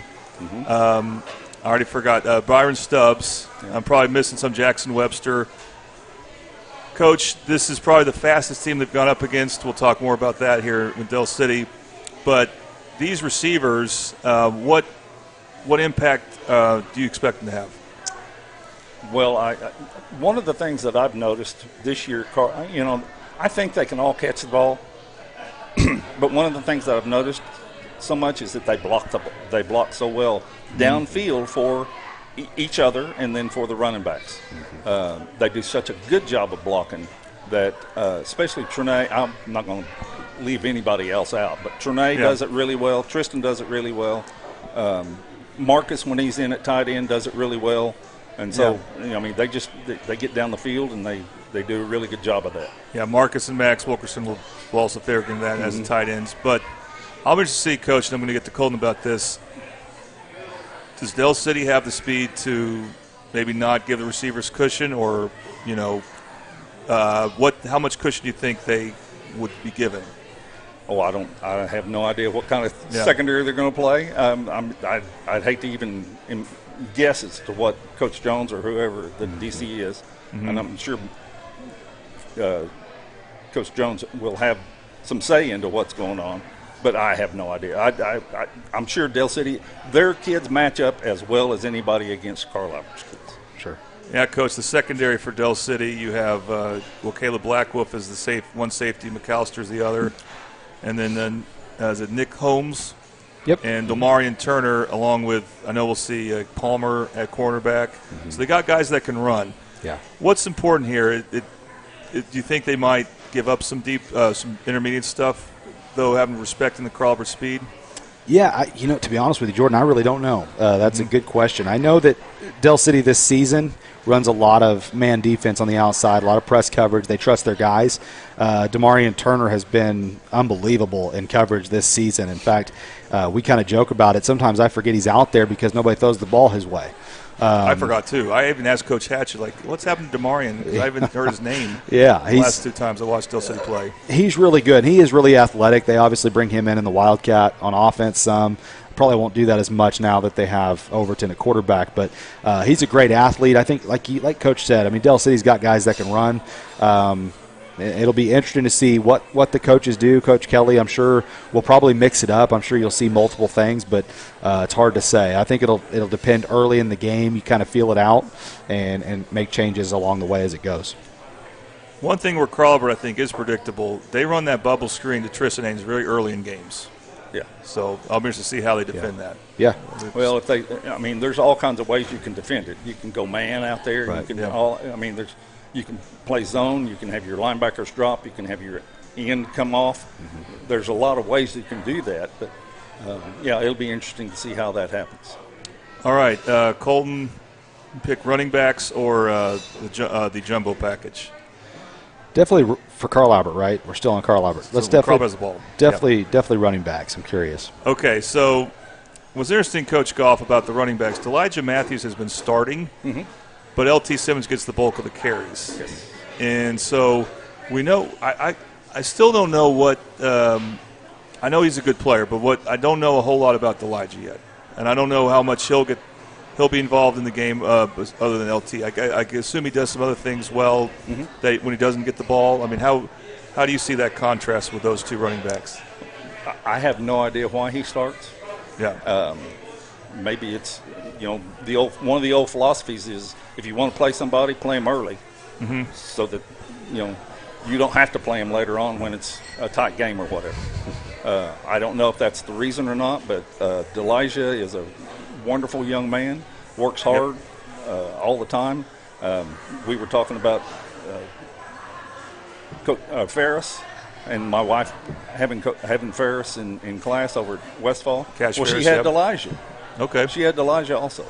So my wife has known that family for years, and I have no idea. And contrasting between the two, Delijah's a little bit more of a power guy. Mm-hmm. LT is really quick. Well, Colton, I'm sure Coach Jones will know this. LT's had so many big runs. Yeah. Because he's short, compact, but elusive. And the linebackers for Del City won't just be them. Obviously, the safeties will play a role in that, but we're talking Rickland Holmes, Christian Akadari, Nikwe, and maybe a few more. Mm-hmm. And how do you see this linebacking core for Del City defending against a player like LT especially? Yeah, you got to be quick. I mean, biggest thing for Del City is they want to make sure that's where things got out of hand last year. They let things get outside of them. They did not do a good job containing the outside. So for Del City, it'll actually start more with their ends. They got to make sure that they're keeping contained and making their linebackers have a narrower part of the field to have to cover. That's important anytime you're playing anybody that can run the football effectively, especially with speed. And again, Coach, same thing is kind of what we're going to say about Del City from a Crowber point of view. Amongst the fastest, best linebackers they've seen? Oh, I'm sure, yeah. Rickland, I mean, who wants to play against Rickland Holmes? Not me. No. We'll be talking more about him for sure. Yeah. Okay, and then leaves us with the now you call it the heavy package for Crowbert? Okay. Rhino heavy. Rhino, okay. Rhino package. Well, I need to brush up on that because I'll be calling the game too. Mm-hmm. But it's been – so started out as Daniel Newton was the guy taking the snaps. And he still does it some, but it's been Caden Davis's job mainly. Mm-hmm. And I don't know what, I don't know what's tougher with him. Is it his strength or speed? Because, he shows he could probably be an everyday running back. Yeah, he could. If he needed to. And so what makes this so effective, though? Because it seems like it works every time. Well, when you're snapping it to one of your better athletes on the whole team. Yeah. And you've got everybody else blocking. I mean, there's nobody that's not blocking, and so you've kind of outnumbered them. If it ends up being one-on-one, I take Caden Davis every time because he's going to run in there, and if it's closed up, he's going to bounce outside, and we talked about this a couple of weeks ago. He has 10.9, 10.8, 100 speed, so right. He can move.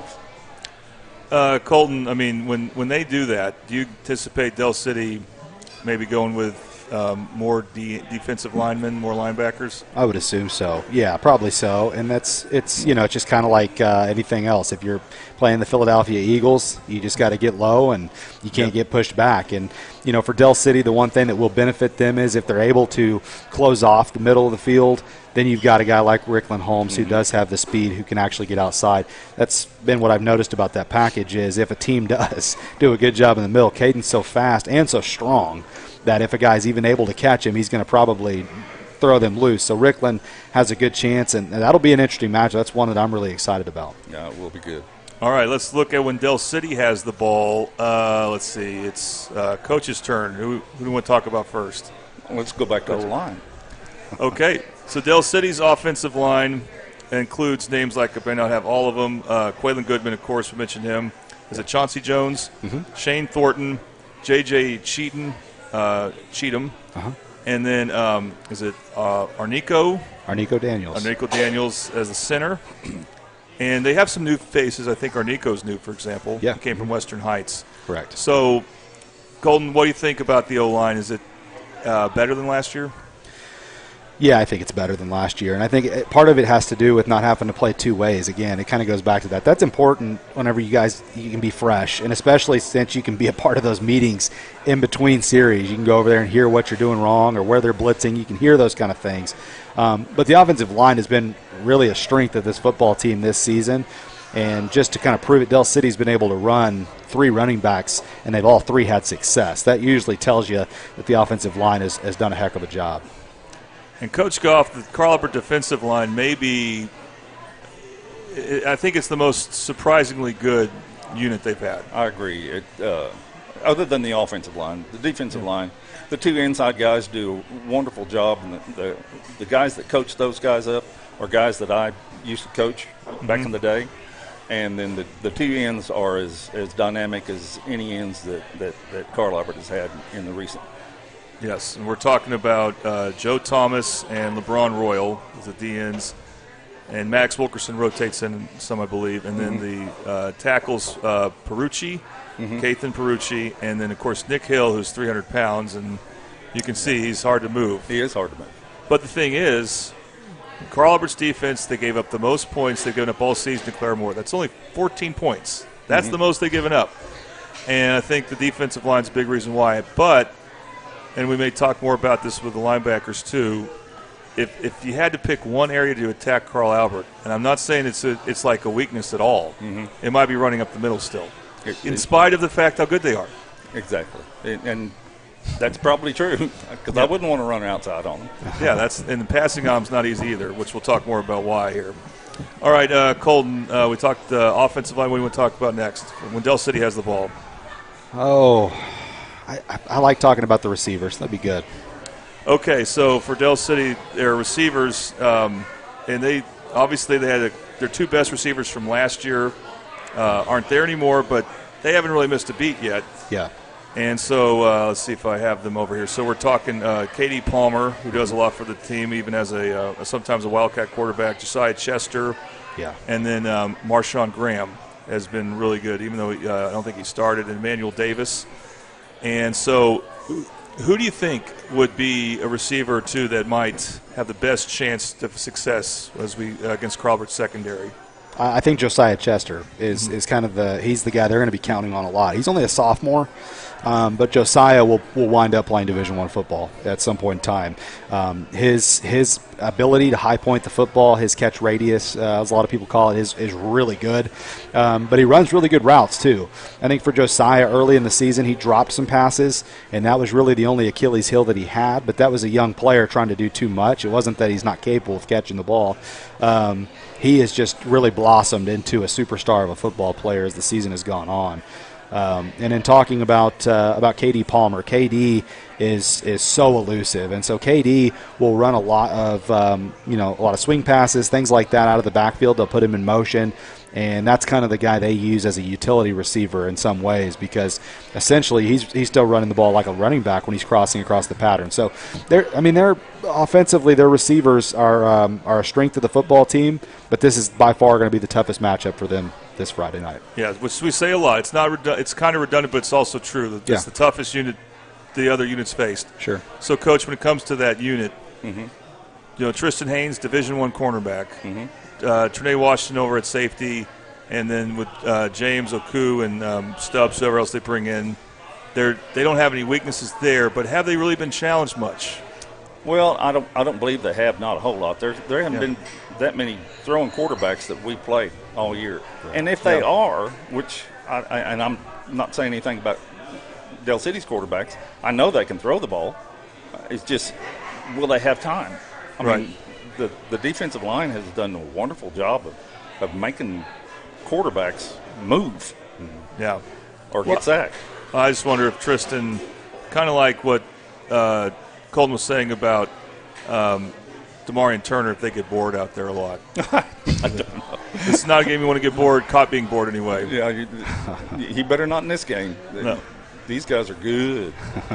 No, again, we got a lot of speed against speed here. So, Coach, we got the O-line, the receivers you want to talk about next. For them? Yes. Let's go running backs. Okay, so this is what's going to be interesting is Del City is back to having 3 running backs. So, Caleb Blackwolf, a move in from El Reno. He's got to be D1 one day. He's got such an incredible physical body. Yeah. And then they got Ricklin Holmes, so they got a junior running back. Obviously, he's great, but even though he plays mostly linebacker. And then they brought Jeremiah Miles back. Yeah. And is this a game, I think, Colton, where having 3 running backs could, which he really only had 1 last year, right? Having 3 this game could really come in handy. Yeah, I think, the thing about Blackwolf is he rushed for 1,000 yards last year as a freshman for El Reno. And so he was a big-time running back there.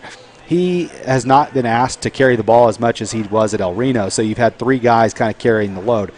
The thing about Jeremiah Miles is he is a smaller player. He's going to be the more elusive back between the 3. And then Caleb and Ricklin are going to be similar backs, but Ricklin has a lot more power. So short yardage situations, you'll see Ricklin Holmes come into the ball game. And then if you get in 3rd and longs, I would assume that's when you'll probably see Black Wolf. He's a better receiver. And he also is really good in blocking and pass protection as well. So that's what they'll probably do. Now, I think Jeremiah Miles, the more carries you can get for him, if you're able to have success with him, that's better because it gives Ricklin and Caleb fresh legs on defense. And we want to mention Highshaw as well, the H-back. So even though he doesn't touch the ball much. All right, Coach Goff, so the linebackers for Carl Albert. Now we got 2 Division I linebackers and Caden Davis, who might be the best of them. Yeah, he might be. And so, but they're D1 because of their size and speed. We mentioned Marcus James. Right. And the other one is Carlvion Young, who's committed to Oklahoma State. Yes, Marcus James, of course, going to OU. So, and these are 3 seniors.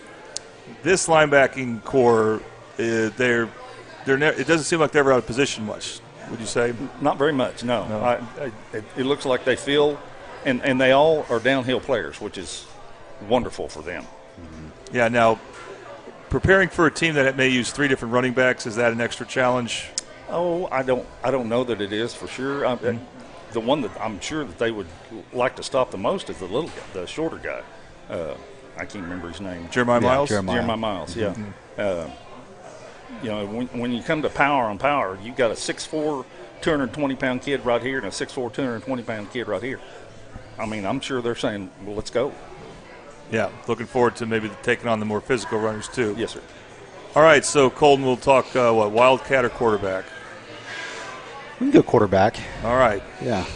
So quarterback, now this is interesting for Del City. They've been playing a freshman a lot, Sincere Overton.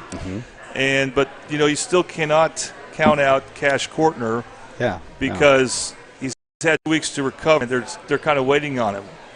So a couple things about this, Colton. Would you say it's as simple as it's an easy analysis to make, but maybe it's too easy, that Sincere is the better runner and Cash is the better thrower, but they can still do a little bit of both? I think so. Yeah, I think that's fair. Yeah, I mean, it's a tough thing. It's tough to answer it because you don't want to try to make a decision on who's the better quarterback. But I think Cash is a passer right now, better passer right now, and he watches a lot of film. I've talked with him and his dad both. He is one of those guys that'll sit there and stay up all night and watch film. Him and his dad both. And his dad was a football coach, so he's really smart, and he knows how to read defenses. When he goes to the line of scrimmage, I mean, you can see it. He's looking at what front they're in. Okay, now are they in zone? Are they in man? He's really picking up on that stuff. Sincere's learning that stuff, I think, still. You got to remember, Sincere's only 14 years old. So being a freshman and a sophomore, that's a challenge. But Sincere, has really, I've had people tell me he reminds them of a Lamar Jackson because he can throw the football. But his ability to run and do so quickly. Like when he gets snapped, he decides to run. He gets a first step really quick. I don't expect to see Cash if he plays running much, but but the question is, can he escape if he needs to? That's the question. I'm not sure who's going to start. Haven't been told. I haven't even asked, so I don't know. But no one may know until 7 o'clock Friday night. That's right. So, Coach, Carl has prepared for 2 quarterbacks. That's tough? Yeah, it's tough. If one's a thrower and one's a runner, basically. To me, when I was a defensive coordinator, it was harder to prepare for the guy that could take off and run. It was you have to stay in your rush lanes. You have to pressure the quarterback if he's and not let him outside, that type of thing. It's really difficult to prepare for that type of thing. And I'm sure you may have seen a little bit of video of Sincere, but he can run. Yes, he can.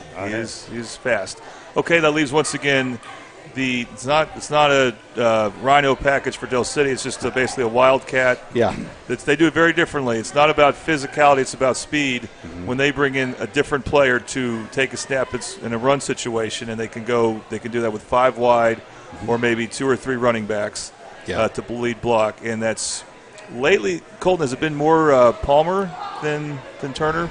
Been a little bit of both. Okay. I think Turner's still taking the most, but yeah, Palmer's been, as the season has gone on, has started taking some of those snaps. The reason you kind of want Turner back there is because he can throw the football, so it still leaves that thought in the defense's mind. Now, mind you, Del City, I don't think has thrown the ball one time out of the Wildcat all season. But people know it's there. Coach Jones hasn't hit it. I've heard him talk about it on the coaches show that, Turner can throw the football. So I just keep waiting for that to happen. If they're going to do it, this would probably be the week that they might do it. Well, and Coach Goff, we should mention Caden Davis has thrown a pass once, a touchdown pass against Guthrie, left-handed.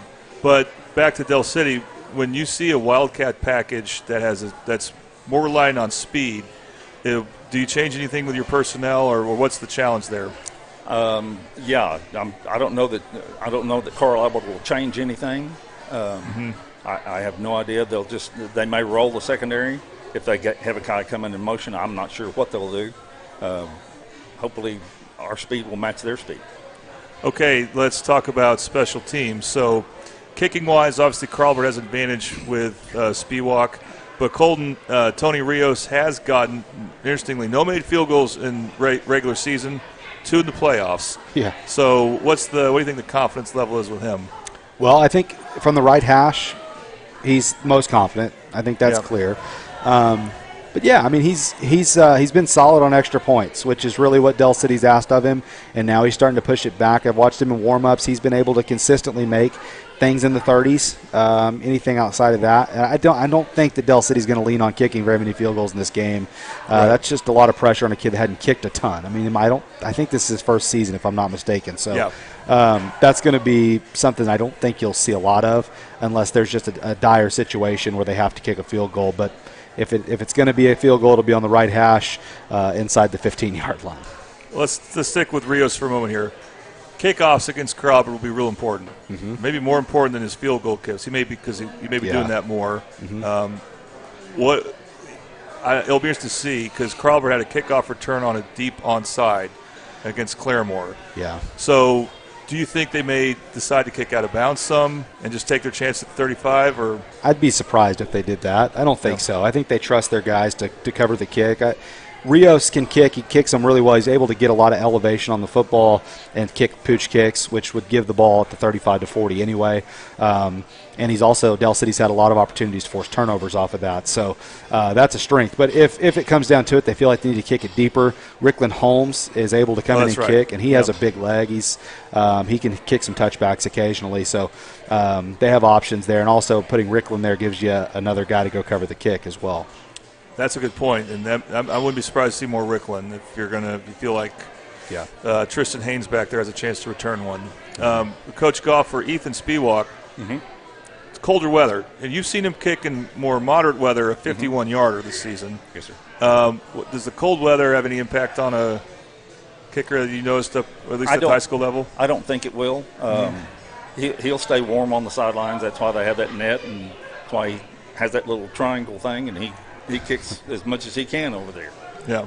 The thing that would be the problem is the snapper and the holder. You know, if their hands get cold or whatever. But I don't think that'll be any problem. And kickoffs, do you think they plan on getting touchbacks, basically? Because sometimes they'll mix in a deep onside as well. Yeah. I would think that they will plan on him kicking the end zone every time. Yeah. And again, Del City's got returners, of course. Okay, and the most interesting thing on special teams is not the kickers, it's the punters. Okay, and so Del City showed their hand, Coach Goff, as I'm sure you know, when their athletic Division I player / punter, Rickland Holmes, returned a fake punt for a touchdown. Or no, it got called back, but they scored a touchdown off of it. Yeah, it got called back. It was not a good call by the officials, but yeah. But Del City scored a touchdown off of that. They do that a lot. And so that's going to give special teams coach for Carl Albert, coach probably something to think about. He might be one who likes having 2 weeks off or having a bye week. He probably did. He's probably been looking at film for 10 hours a day, knowing him. Yes. And then, but for Carl Albert, Trinae Washington, going to be a Division I tight end next year. but he obviously can run plenty as a receiver. I don't think he's faked it once yet, and he's been punting for 3 years. Yeah. I know you wouldn't know whether he will or not, but do you think at some point, if the game's close, they have that play? Oh, I'm sure. Yeah, you always have something in your back pocket that, a fake punt or a fake field goal or something like that. I mean, I wouldn't know what it'd be, but yes, I'm sure that there's something like that out there. It's just something to talk about. There's the two most athletic punters you'll see on a field. I'm telling you. And so you got to think about them faking it, but they're good at punting. Yeah. And I don't know. I just don't think we'll see much returns. No. I don't know if you feel that. If you agree with that, Colton. Well, I don't know. Both these teams can really return the football, so that's something to be wary about. I mean, Del City has not given up a punt for a touchdown, but I doubt Carl Albert has either. I don't know for sure, but they don't punt much, just like Del City doesn't punt much. Right. Yeah. So this is a game where that could change. It could, and field positions could be potentially huge. So, yeah, I mean, talking about that is important, that this could be one of the more important parts of the ball game is whose leg is better and who's able to reverse the field the most. Mm-hmm. Well, Trene is a tremendous punter, but as is Rickland, so it just shows what great athletes they are. Okay, so I think we've covered a lot of the game there, so we're going to have a little bit of fun at the very end here and talk about some other games and just toss it around and give our predictions for how we think things are going to go. First off, on Saturday they have the championship in 6A, 6A1 Bixby versus Owasso. Okay, I'm going to predict, even though Owasso did beat Bixby earlier in the season, Bixby's still Bixby. They haven't lost a state title since 2017. I'm going to pick Bixby. Yeah, you can't pick against them until they lose. That's right. I'm with you guys. Bixby, all the way. Okay, and then they're the defending 6A1 champs. The defending 6A2 champs are playing as well, and their side, Muskogee taking on Choctaw. Mm-hmm. Choctaw's pretty good, but Muskogee's been dominant. They've been, I think, better than they were last year, and I'm going to say that Muskogee will also repeat. Yeah, well, it's going to be a really easy segment here if we're all in agreement. But, yeah. I think Muskogee for sure. Not so fast. Okay, there we go. I coached Jake, the Choctaw coach, and the Choctaw coach back in the day, and I like the way he does stuff. One of his assistants is a former Carl Albert kid named Trey Porter, and he does a wonderful job too. And I just think I can't go against Jake. Let's just say that.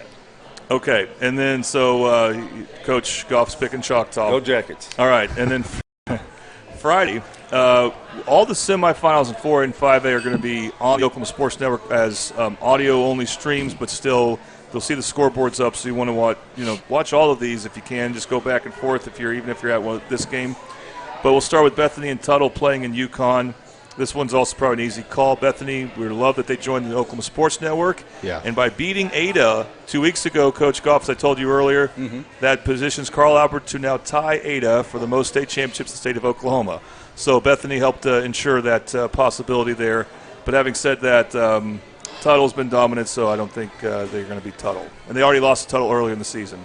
Yeah, no, Tuttle's really good. So, I think they're going to win it all. I'm with you guys. Tuttle all the way. All right, all the way. Well, that'll be interesting because if they do win, they'll play a really good team in the finals. Which team will that be? We got Elgin and Wagner, also two dominant teams. I don't think either team's had one game under a 15-point margin. Right. Yeah. So they've gotten the maximum district points. Elgin annihilated Lawton MacArthur and Newcastle, two good 5A schools. Mm-hmm. But Wagner, I think they were runner-up last year, and they've been a power in 4A for a while. I'm going to go with Wagner, but this might be a tougher one here. I think Elgin. Yeah, I think Elgin's really good. I'm with Colton. Elton, we're talking about Elgin? Yeah. Elgin is a very good football team, and I remember watching them last year thinking, oh, my goodness. Uh-huh. Well, I'm glad they went down to 4A. I was too. I called two of their games, so I believe they're good. I don't mean to doubt them, but I think I just feel like I have a feeling about Wagner. Okay, and the interesting game for the Carl Albert Del City fans will be taking place at Putnam City. By the way, the Elgin Wagner game's over in Ada. But Putnam City Original will host Guthrie and Newcastle. Carl Albert already beat Guthrie 29-0 early in the year. Newcastle won 5A District 1. So I think this is a pretty evenly matched big game. Newcastle ultimately is the newcomer to 5A, and for that, I'm picking Guthrie to win. Yeah, I got to go with Guthrie. Playing against them when I played and just knowing the way they were last year, they're always going to be a really physical football team. And if you're not up to that challenge, and a lot of people are not, they'll run you off the field. So I'm going to go with Guthrie and see if they're the most physical team. Not so fast. All right. Newcastle has their defensive coordinator's a Carl Albert kid. Bo Bradshaw. Bo Bradshaw. Yeah. He played for us back in 2012 and was a wonderful example, coached with us as a junior high coach for years and then moved up to the varsity. I think his defense will do a good job against Guthrie, and there is no love lost. I mean, the coaches really respect each other, Carl Albert and Guthrie, but there is no love lost. Yep. So I'm going with the Newcastle Racers. Okay. Very well could be. Newcastle's pretty good, so I wouldn't be shocked if you're right, Coach. Okay, back to our game for a second. Now, Coach, Colton has adopted the Kirk Herbstreit standard, if you want to call it that. And it's just wise all around. He's calling the game. He doesn't want to predict the winner between Carl Albert and Del City. Do you feel the same way? Or Yeah, no, I'm not doing that. Okay. You're crazy. You think I'm going to try and Well, remember what we did last year, Colton? Instead of betting a winner, we're predicting a winner, we predict an over-under. Yeah. So last year, if I didn't look back at this, I wish I did, but I think I put the over-under at 56, and I picked over, so I was wrong. The total ended up being 49. So that's the new over-under, guys. It's 49. Do you think we'll see more than 49 points or less in a cold game where you got good defenses but also good offenses, of course? I will take the under. No, actually, let me take that back. I'm going right. I'll say what I'm going to say here in a second, but go ahead. Cold over under 49. Yeah, I'm going to take the under. And anytime you're playing in a game like this, I think that the under is a reliable, I don't want to call it a bet, but prediction, because it's going to be really tough for these two teams to feel each other out early. And as long as there's no turnovers and things like that, I could see it being low scoring until the second half. Do you think that'd be good for Del City, or does it really matter if it's low scoring? That's hard to say. I don't know. I think probably it's better for Del City, but I mean they're both really good on both sides of the ball, so it's really hard to say. Yeah. I'm going to predict the under also. For no other reason than I just don't think there's going to be a whole lot of points scored. Okay, the defensive coach has spoken. Two defenses that are really good and can run. Yeah. Okay, so the last I'll say about that is I'm going to pick exactly 49. I'm not going to – I don't want to really pick a winner because I'm going to announce the game too, as it turns out. But I'm going to pick a final score of 28-21. Coach, does that score sound familiar when it comes to Carl Albert Del City? I don't. Does it? I don't remember. That was the score in 2012, I believe, was when it really? Carl Albert went to Del City in the first round district. Oh, yeah. When they were a 4 seed, that legendary 2012 team that shocked the state. World. Yeah. And I think they won against Del City 28-21. Yeah. What a game. Yeah. So I'm going to go with that score, even though it'll probably almost certainly be something else. Well, gentlemen, thank you very much. This was awesome. Yeah, thank you. It was worth the wait. I'm glad we could wait. We all eaten, so we're not eating a late dinner here, thanks to some good eating here at Bricktown Brewery in Midwest City. And so we got that part out of the way. And I'm looking forward to seeing you guys Friday night. Can't wait for this game. Thank you. Yeah, thanks, Jordan. Okay, so what's going to come up here is next week we'll keep it short. And the plan is that I'm going to go on Monday to talk to the winning coach and hopefully a couple winning players from Carl Albert and Del City, and that will be it. But we'll show that interview live at 6:30 next week. Either I'll be talking with Coach Jones or Coach Dunn, and hopefully, again, some players on the winning team as they'll be getting ready to take on either Guthrie or Newcastle. And, again, all these games in 5A and 4A are on the Oklahoma Sports Network. In fact, the Del City Carl Albert game, you can listen to Colton Fleetwood and John Kilty, maybe John's last game, as he will retire after this year. Or you can tune into the Carl Albert feed and listen to Kirk Norman and Mike Goff. So 2 very good options. But all the games are on the Oklahoma Sports Network as far as following the score on the audio streams, and so I encourage you to tune into those. Also, one last thing next week, we're keeping it short for the whoever we're going to interview. And also what should be on the Oklahoma Sports Network, Midwest City playing at Lawton High in basketball. So Those would be two interesting games, I think, girls and boys. Anyway, that's all to come, so be sure to tune into the game somehow, some way. And again, you've been watching the Middale Coaches Show on the Oklahoma Sports Network.